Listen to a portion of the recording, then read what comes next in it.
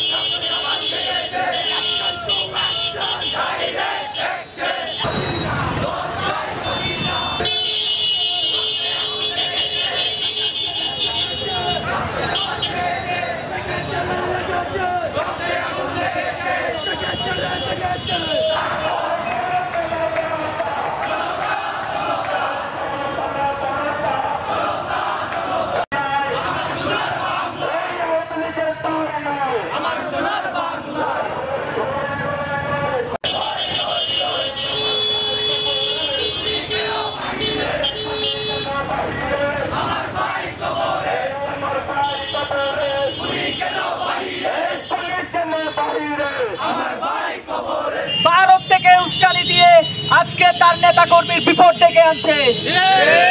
আপনারা যারা বাংলাদেশে আছেন, মুজিবের চাউরা সন্তানেরা যারা বাংলাদেশে আছেন, তাদের প্রতি আমাদের হুঁশিয়ারি, যদি বেঁচে থাকতে চান, নিঃশ্বাসের অক্সিজেনটুকু নিতে চান, তবে আর বাংলাদেশের মাটিতে কোনো বিশৃঙ্খল পরিবেশ সৃষ্টি করবেন না। আপনাদের নেত্রী ভারতের এনসিআরে বসে আপনাদেরকে উস্কাইলে, আপনাদের পালানো নেতা কর্মীদের অবৈধ টাকা বিনিময়ে যদি আপনারা উস্কান, তাইলে আমরা আর শান্ত থাকবো না।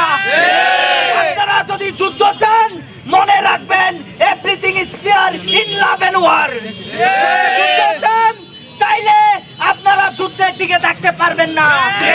আমরা কক্সবাজারের ছাত্র সমাজ এখনো শান্তি আছি, আমাদের অশান্ত করার চেষ্টা করবেন না।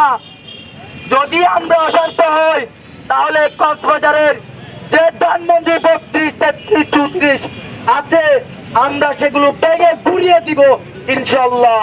যে ধানমন্ডি 32 কক্সবাজারে করা হয়, যেখানে এমপি কমলের গোডাউন আছে, যেখানে সন্ত্রাসীদের কারখানা আছে, আমরা সব জানি, সব আমরা চিনি। এবং আমরা যদি অশান্ত হই তাহলে কোনো কিছু আর অবশিষ্ট থাকবে না। আমরা শান্ত আছি, শান্ত থাকতে দেন। আমরা শান্তিপ্রিয়। যদি অশান্তি চান তাহলে অশান্তি করে আপনারা টিকতে পারবেন না। আমরা চাইবো আপনারা অপারেশন শুরু করার আগে সামরিক বাহিনী, প্রশাসন সকলের মধ্যে যে অবিদশনরা লুকিয়ে রয়েছে, আগে তাদেরকে সরিয়ে দিন, তাদের শাস্তি নিশ্চিত করুন, তারপরে আওয়ামী লীগ নিধনের কর্মসূচি শুরু করুন।